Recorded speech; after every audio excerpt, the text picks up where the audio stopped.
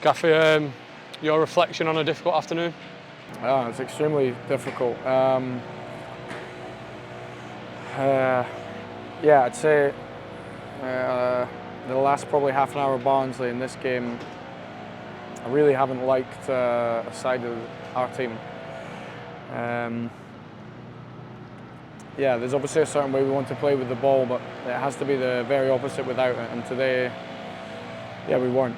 It was far too easy to really play through us, I think, at times. So, but that's my fault. I think, yeah, what I've seen in this game was definitely on me. Was it not the start we wanted?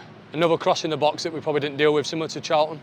Yeah, no, it's a bit like the second sort of phase. Yeah, I think when you play Reading have actually they've changed how they play. They get the ball in the box or forward really quickly, and they're really good at it. They've got some really strong players in the air. So yeah, I think ideally you defend that better, but also that can happen. I think the second goal hurts me more. I think there's a way to get beat if there's a moment like Charlton where there's a long ball, a mistake, or sometimes things can drop in the box and they're first on it. But yeah, how we defend the box is one thing, but the second goal I didn't like at all. You can't pick the ball up in the middle of our midfield and basically drive 30 yards and play a pass through our defensive line. So, but again, look, a week ago, look, everything about the Charlton performance I loved. We made a big error, lost the game. But yeah, the last game and a half I haven't liked. After a bit of a nervous start, after the first 15 minutes or so, we seemed to get a bit more control in terms of the ball, but Joe had a good chance, didn't he, being played through, but I suppose apart from that, did we just lack a little bit of kind of connection between the midfield and Joe up there? I don't know about connection with the midfield. I think, look, some of them, yeah, I know obviously we're relying on Silko, and Joe is obviously very young to try and rely too heavily on. Yeah, no, with the ball's not my issue at the moment. I know. I think we can be definitely more creative when our attacking players are 100% fit. I thought Jordan Jones, Callum McManaman looked better, but it was without the ball today. I hated. But again, look, the players were that good a week ago, but yeah, today I didn't like the performance at all. I think, yeah, it's. I wish I'd give a very different performance for the sports I travelled. Was that the message at half-time and at full-time in terms of what you said to the players? Yeah, half-time was quite strong. I think I just wanted to see, like, with the ball, it's one thing. It was irrelevant today. It was just a real sort of mentality to not allow your opponent to get space or run past you, really. I think that was the big thing. And like, I know some of these boys are very young, but I didn't like it, so that's on me. I need to change that behaviour, yeah.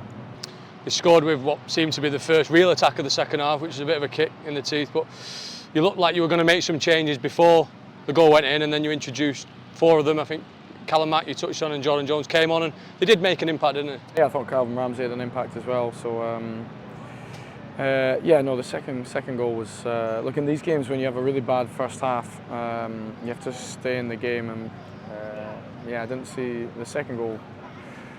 Yeah, the second goal I didn't like at all. Like, they've got some really talented players. If somebody beats 1v1 or there's some incredible skill, then fine. But the second goal was too easy to drive through the middle of us and play. Any complaints about potentially being offside? No. No. Crawley next. A little bit of time before that game. Is it obviously back on the training field, working hard and getting ready for Saturday? Yeah, change your mentality. Yeah, that's. Yeah, it's been a sort of difficult 4 days. I think the Charlton games, as I've spoke here, it's a game where you lose, but I was very happy with so much of that game. The mentality, the fight. I'd say the last half an hour against Barnsley, and obviously today, yeah, we can't perform like that and expect to win. So yeah, I've got no time for that type of performance now. Difficult to talk about this, obviously, on the back of a defeat, but first time we spoke since Charlie Hughes' move to Hull was confirmed yesterday, and just your reaction to that? There's yeah, mixed emotions, I think. Obviously, you're losing one of your best players. I also understand that's where we're at in terms of 12 months ago when I'm presenting to the owners about how we can sort of make the club more stable. Obviously, this type of thing. Obviously, with Charlie leaving, is part of the reason how we can make that club stable. But I still want to have a feeling that the club's moving forward, a real desire to achieve, make the club better, the environment better. I still think we need that. Like Charlie's moved up a division. We've obviously brought in a significant fee for him, which, yeah, is two really good things. Obviously for Charlie, one for the club, but we also have to just push forward. I need to make sure the culture of the club is still ambitious. We still want to go forward. I think it is. The chairman, the owner are, but I just need to keep fighting that. It's never just okay at a football club. You have to keep striving and keep fighting to get better. As soon as you don't and you feel that everything's okay, somebody else will take over. I think you said it. I suppose it's mixed emotions from a point of view as being the first academy player in a number of years to be sold for a significant fee. On the back of, obviously, we all know with the off-field issues we had previously, he could have, potentially walked for free. Yeah, no, there's a few that could have walked for free 12 months ago. So in that sort of instance, yeah, it's the difference in 12 months is significant for the club. So no, I get that. Yeah, no, it was a really difficult situation 12 months ago where everyone could have left for nothing. So to convince Charlie to stay and give us the 12 months and then see how he played and yeah, obviously a big positive for the club's finances. We'll definitely miss him as a player for sure.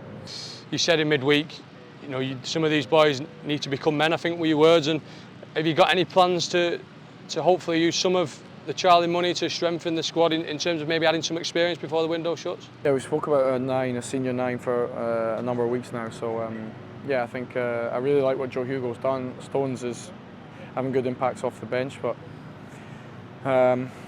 yeah, we need different profiles, so different types. So the senior nine is very important. There's other areas we need to strengthen and give a different type of profile. We've got some brilliant footballers. I don't want to come away from that. Just need to make sure that they're ready and willing to fight, and I mean really fight. When you have to sprint when you're tired, to get back, stop a shot, stop a pass. We need that, but that doesn't matter how old you are, really.